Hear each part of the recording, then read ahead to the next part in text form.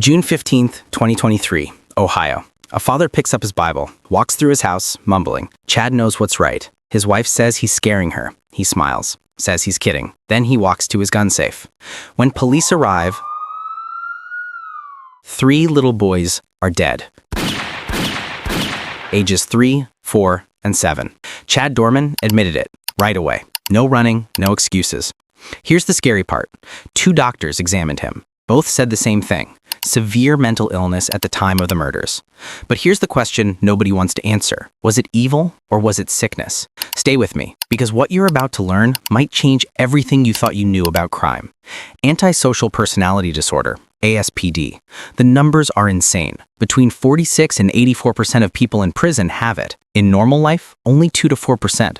But here's where it gets messed up. If you have schizophrenia and hurt someone during a mental break, the court might go easy on you. But ASPD, it makes things worse, way worse. It can mean the difference between life in prison and the death penalty. Think about that. Both are mental disorders. Both involve broken brains. But one gets you help, the other gets you executed. So what is ASPD? Breaking rules constantly, lying without guilt, acting on impulse, zero empathy, can't keep relationships, reckless with everyone's safety. Ted Bundy scored 34 out of 40 on the psychopath test. Classic psychopath. Jeffrey Dahmer, only 23? Wait, what? Dahmer, the guy who cannibalized people, didn't even meet the threshold to be called a psychopath? So what was he? Here's something that'll blow your mind. Scientists studied 5 of America's most notorious serial killers: Ted Bundy, Jeffrey Dahmer, John Wayne Gacy, Edmund Kemper, Gary Ridgway. These are the monsters, the names that make people lock their doors. They tested them, analyzed them, wanted to know how many were actually psychopaths. 1, just Ted Bundy. 1 out of 5. The researchers concluded something shocking. Most serial killers are not psychopaths. They're something else entirely. If psychopathy doesn't explain them, what does? David Berkowitz, son of Sam, killed 6 people in the 1970s. Said his neighbor's dog told him to do it. Paranoid schizophrenia. Here's what most people don't know. People with schizophrenia are more likely to be victims than attackers. But when it's untreated, when voices command them, when reality shatters completely, that's when tragedy happens. Back to Chad Dorman. The day before the murders, he woke his stepdaughter at dawn, apologized for anything he'd ever done to hurt her, totally out of character. The day of the murders, he took his sons fishing, quality time, played Happy in Hell on repeat, then grabbed his Bible. His lawyers said psychosis, mental break. He wasn't in reality. Prosecutors said something different. 12 days later, Chad's in jail. His brother visits. Chad compares himself to Hitler, says they both made world news. No remorse, no tears, nothing. So which is it? Broken mind or cold calculation? Courts wrestle with this every single day. Billy Milligan, first person in U.S. history found not guilty of major crimes because of multiple personalities. 24 different personalities. One was a violent man, another was a 3-year-old kid. They'd take turns controlling him, charged with robbery and rape. The defense said he didn't do it. His other personalities did. The jury believed it. Here's the thing about DID. It comes from extreme childhood trauma, severe abuse. The mind literally splits to survive. But in court, impossible question. If a different personality kills someone, who goes to jail? The body? The main personality? All of them? Nobody. There's no good answer. Let's talk about what makes everyone uncomfortable. Brain scans of psychopaths show real differences. The part that processes empathy, smaller, less active. You can see it. So here's the question. If your brain is physically different from birth, if you were born without empathy, are you responsible? We don't blame someone with a brain tumor for acting different. We don't execute someone having a seizure. But a psychopath? We call them evil, lock them up, kill them, yet their brains are measurably different. Get this,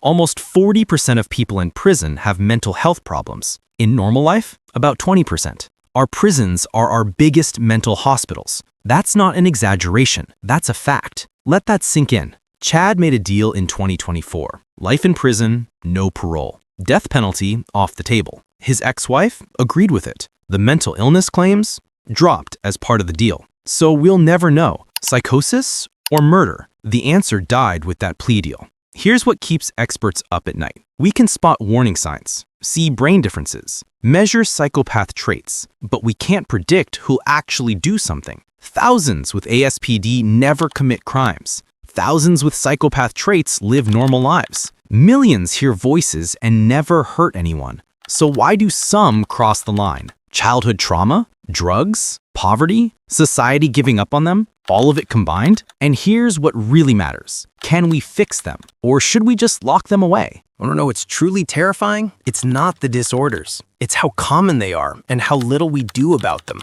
We wait until someone commits a crime. Then we talk about mental health. Then we get doctors involved. Too late. People are dead. Families destroyed. The real monsters, they're not always the ones with diagnoses. They're the systems that miss warning signs, the treatment gaps, the stigma that stops people from getting help. We call them evil because it's easier than admitting we could have prevented it. Next time you hear about a horrible crime and someone says they must be crazy, remember this: mental illness doesn't equal violence, but untreated mental illness plus trauma plus drugs plus society giving up, that's when people become headlines. The question is, how many more headlines before we do something? Think about this for a second. Chad Dorman showed signs. The weird behavior, the religious fixation, the sudden apologies. But nothing happened. No intervention, no help. Same story with most of these cases. Warning signs everywhere, but the system doesn't catch them until it's too late. Why? Because we don't fund mental health. We cut programs. We stigmatize treatment.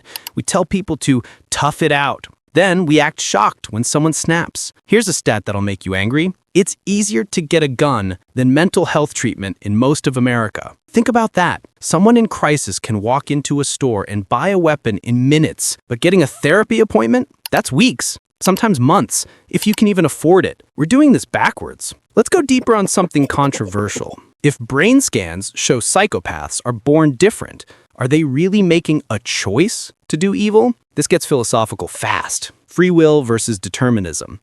Some scientists say if your brain physically lacks the capacity for empathy, you're not choosing to be cruel. You're just being what you are, like asking a blind person to see. Others say, BS. Everyone knows right from wrong. Having less empathy doesn't mean you have zero control. Both sides have points, and billions of dollars in criminal justice policy hang on which side wins this argument. Here's the middle ground, some experts suggest. Maybe they can't feel empathy, but they can understand it intellectually, like learning a foreign language.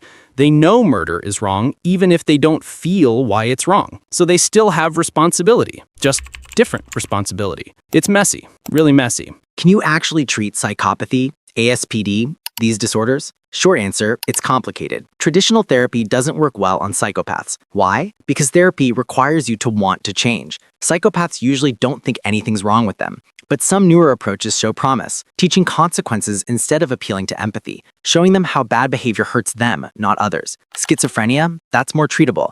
Medication works, therapy works, but only if people actually get treatment. DID, years of intensive therapy. It's possible, but difficult. The bigger issue, we don't even try most of the time. We just warehouse people in prisons. Imagine if we put the money we spend on prisons into early intervention, mental health screening in schools, free therapy, medication programs. How many crimes would never happen? We'll never know, because we don't do it. This is ThinkWise. If this video made you think differently, share it. These conversations matter. Hit subscribe for more content that challenges what you think you know. And seriously, if you or someone you know is struggling, reach out. National Mental Health Hotline. It's free, it's confidential. Treatment works. Silence kills. Take care of each other. See you in the next one. Think wise, think different.